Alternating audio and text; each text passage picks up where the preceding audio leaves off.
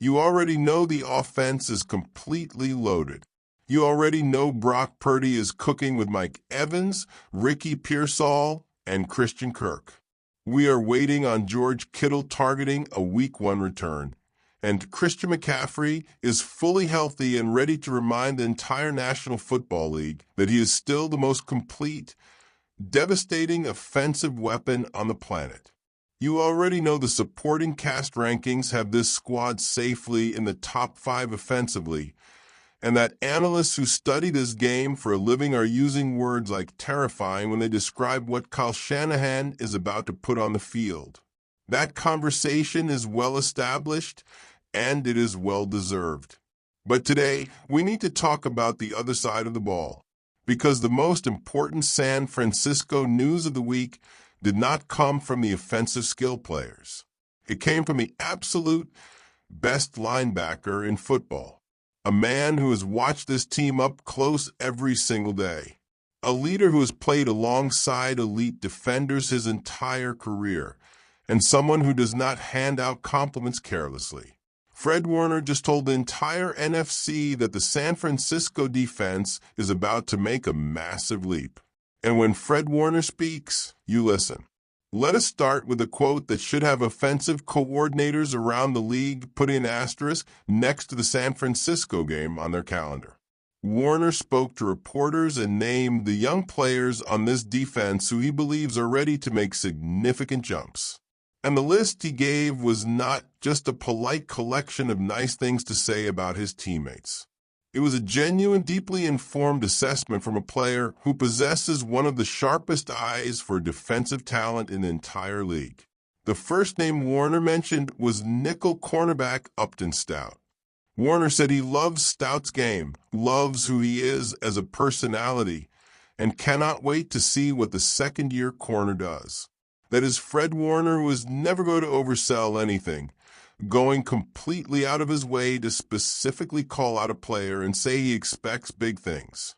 Defensive coordinator Raheem Morris added context to Warner's assessment, revealing that Warner and Stout had developed a genuine mentorship relationship inside the building.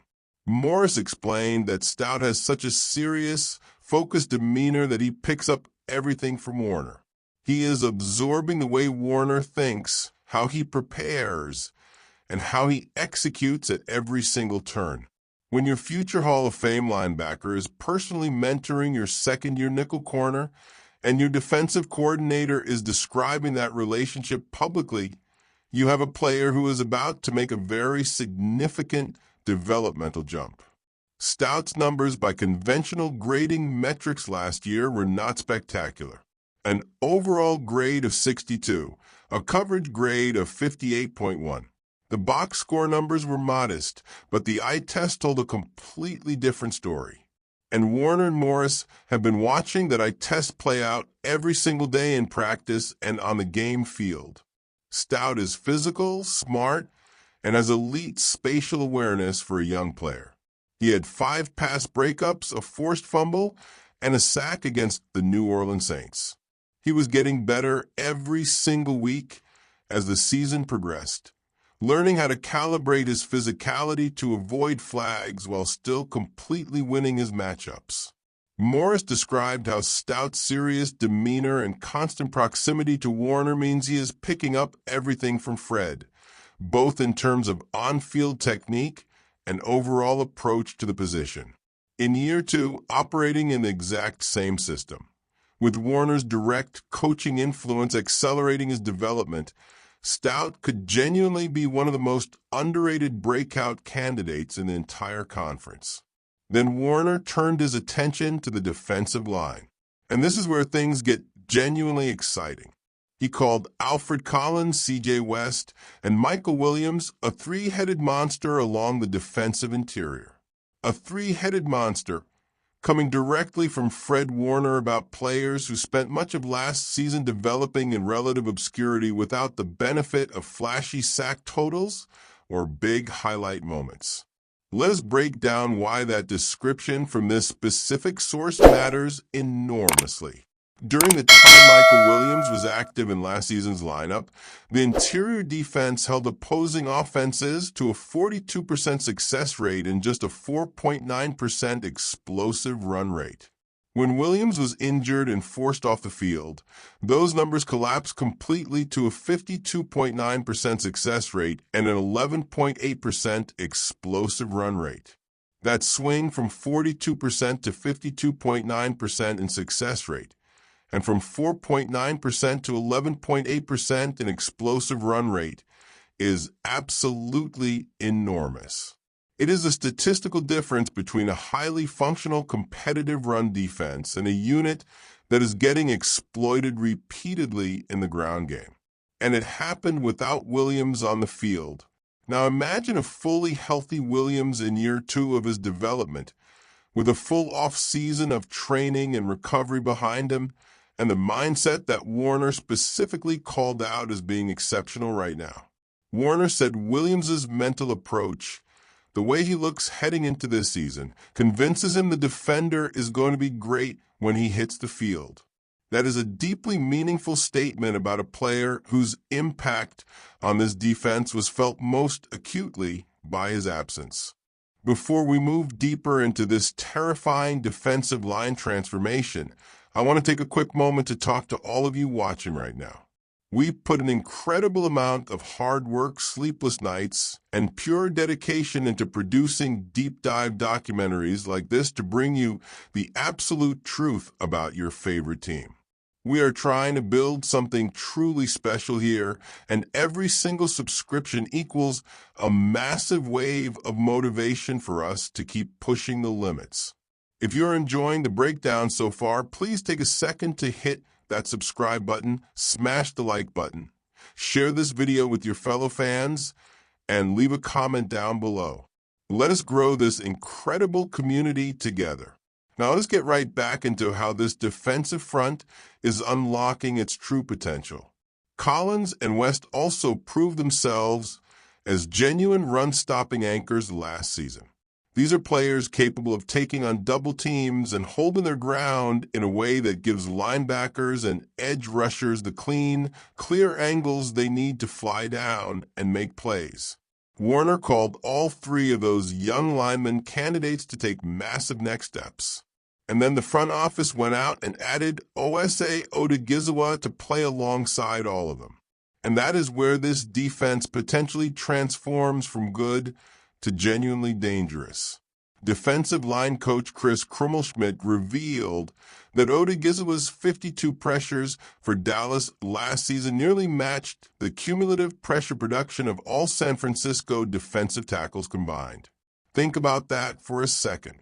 One single player from Dallas nearly equaled the entire pressure production of the defensive tackle room from last season. San Francisco had 20 sacks as a team last year, ranking 20th in the league. That is a brutal, unacceptable number for a franchise that wants to compete for a Lombardi trophy. And the interior defensive line accounted for just 4 of those 20 sacks. Osa Odighizuwa, coming off a season where he generated 52 pressures for the Cowboys, has a legitimate chance to surpass the entire interior sack total by himself. That is how massive an addition he represents. The coach was direct about why the acquisition was made and what it is supposed to accomplish. He said there is an obvious reason they brought Odighizuwa in. He can win at an incredibly high level, and having a guy who can win inside should drastically help the entirety of the pass rush. Why? Because it forces offensive coordinators to account for him, opening up massive space and golden opportunities for everyone else on the defense. That last point is the single most important part of this equation. Pass rushes do not work in isolation. When Nick Bosa lines up on the edge, offensive tackles are going to dedicate significant attention to stopping him because he is one of the best pass rushers on the face of the earth. When there's also a legitimate, violent interior threat pushing the pocket from inside, something this team has not had at a high level recently, the tackle cannot solely focus on Bosa. The guard has to account for Odighizuwa. The center has to slide over, and help. Suddenly, blocking assignments become impossible to execute perfectly. And that is exactly when Nick Bosa starts winning his one-on-one matchups on the outside at an even higher, more devastating rate than he already does. Odigizwa himself has been completely candid about what this opportunity means to him and exactly what he plans to do with it. He said publicly that for the past few years, he has not even scratched the surface of the player he truly is. He feels his full ability has not been put on display, and he plans to completely change that. That is not the language of a journeyman just accepting a role. That is the language of a hungry player who feels completely liberated by a new environment and is arriving with genuine, fierce motivation to prove something to the world. He specifically circled the game against his former team, the Dallas Cowboys, on the schedule and said the energy around that matchup is exactly the same as it has always been for him when the two historic franchises meet. That kind of competitive fire pointed at proving himself worthy of the move that brought him here, combined with the freedom that Raheem Morris's scheme is going to give him to play fast and attack, creates a very compelling, dangerous profile. Warner also gave a brief but meaningful mention to second-year safety Marquise Sigel, acknowledging that he was probably leaving out other young players who are also poised to make significant impacts, suggesting that the depth of young talent on this defense goes even deeper than the headline names. Defensive coordinator Morris has been quietly building a very interesting, versatile secondary. And the combination of veteran experience at certain spots and developing young talent in others gives this unit a ceiling that the sack totals from last season absolutely do not reflect. There's also the broader context of what this team is trying to accomplish defensively, and the personnel decisions that have been made reflect a clear, coherent, and aggressive vision. The cornerback room, while not decorated with massive, expensive names, has genuine depth. Jack Jones and Nate Hobbs provide a veteran presence. Ephesians Prize, selected in the 4th round out of Washington, is a long, athletic corner who gives the coaching staff an incredible developmental piece with massive upside. That travel grind is going to severely test the physical and mental endurance of every single player on this roster. Having a deep, highly talented defensive line rotation rather than relying on 3 or 4 key players to handle every single snap means the coaching staff can manage their best players' workloads intelligently as the miles and the games accumulate. That is another reason the depth and quality of this defensive line is not just an XS and OS question. It is a longevity question. It is a January question, because everything the organization is building right now is pointed directly at January. Not just the regular season, not just a token playoff appearance. January, the front office has made that crystal clear through every single roster move, every free agency signing, every coaching hire, and every single press conference comment this offseason. They watched the Seattle Seahawks lift the Lombardi Trophy. They have lived with that painful image for months, and the response they have put together on both sides of the football is the most comprehensive, thoughtful, and aggressive roster reconstruction this franchise has attempted since the absolute height of their historic dynasty run. Fred Warner has been on this team through multiple coaching changes, multiple roster overhauls, and multiple Super Bowl runs that came heartbreakingly close, but not close enough. He has seen what great defenses look like from the inside. He has played alongside absolute superstars and watched unheralded role players develop into key, game-changing contributors in this exact system. When he goes completely out of his way to name specific young players, call a defensive line a three-headed monster, and express genuine unbridled excitement about what Osa Odigizwa is going to add to everything they're doing, that is the most credible possible source of optimism about the direction of this defense. The offense is inevitably going to get all the national media attention. Brock Purdy will be firmly in the MVP conversation. Mike Evans will be making unbelievable highlight plays on boundaries that West Coast receivers have rarely owned before. Ricky Pearsall, if he stays healthy, is going to remind everyone exactly why analysts are calling him a rising star. All of that is coming, and it is going to be beautiful to watch.